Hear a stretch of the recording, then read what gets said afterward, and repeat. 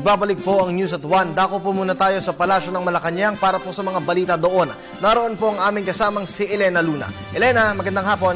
Magandang hapon, Kirby. Katatapos lamang ng press briefing ni Presidential Spokesperson Edwin Lacerda. Nagsalita siya kaugnay ng muling paninindigan ni dating Senador Kit Tatad na may nakakita kay Pangulong Aquino at kay Janet Lim Napoles na nag-lunch sa Malacanang bago pa man ang voluntaryong pagsuko nito. He can stand all. Pagkatapos nung event na yon, nag-ambush interview pa si Pangulong Aquino eh. So, I mean, he can say all he want, but the fact is, it never happened. The 6 hours that he mentioned, it never happened because he had 2 major events that day. And siguro, he should identify who his sources is. Baka yung source si Mang Jeff, yung fishbowl dyan sa labas ng palasyo yung source niya. It never happened. Stop lying. Sa press briefing din kanina, Kirby, ay binigyang diin ni Presidential Spokesperson Edwin Lacerda ang kahalagahan ng presence ni Pangulong Aquino sa Zamboanga City. Sinabi rin niya kanina na hindi niya masasabi kung hanggang kailan ang Pangulo doon. Hindi ko masasagot sa inyo kung hanggang kailan si Pangulong Aquino.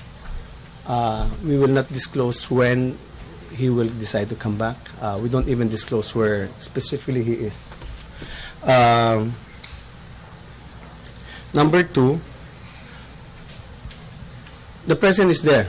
He's the commander-in-chief.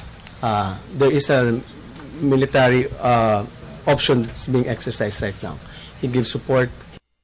So he plays a big role. He has inspired the armed forces there, the police forces, and also the city government.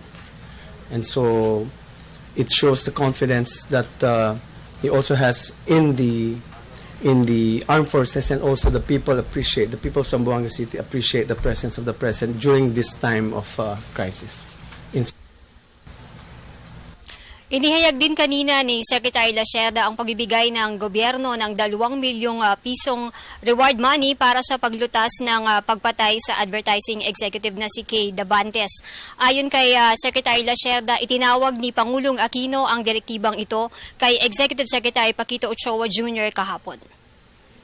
I was just provided the information that the President ordered ES to offer a 2 million bounty. Let me just also say that any information may be reported. This is a request from General Sindak. Any information may be reported to PNP SMS hotline 0917-847-5757 or i-text mo kay CHIP, TSIP, 0917-847-5757, text PNP 2920, tapos PNP NOC 0919-282-1142, trunk line 723-0401-220, or via social media. On Twitter, ang account po, ang handle nila sa Twitter is @iReport_crimen, KRIMEN. And Facebook naman, facebook.com/PNP.PIO or to the nearest police station. Sinabi rin ni Secretary Lacerda na kahit nasa Zamboanga City si Pangulong Aquino ay hindi naman ito nakakaapekto sa kanyang pamumuno ng bansa. Ayon kay Secretary Lacerda, nakakausap ni Pangulong Aquino si Executive Secretary Ochoa pati na rin ang mga kailangang cabinet officials para sa mga ibinibigay niyang direktiba.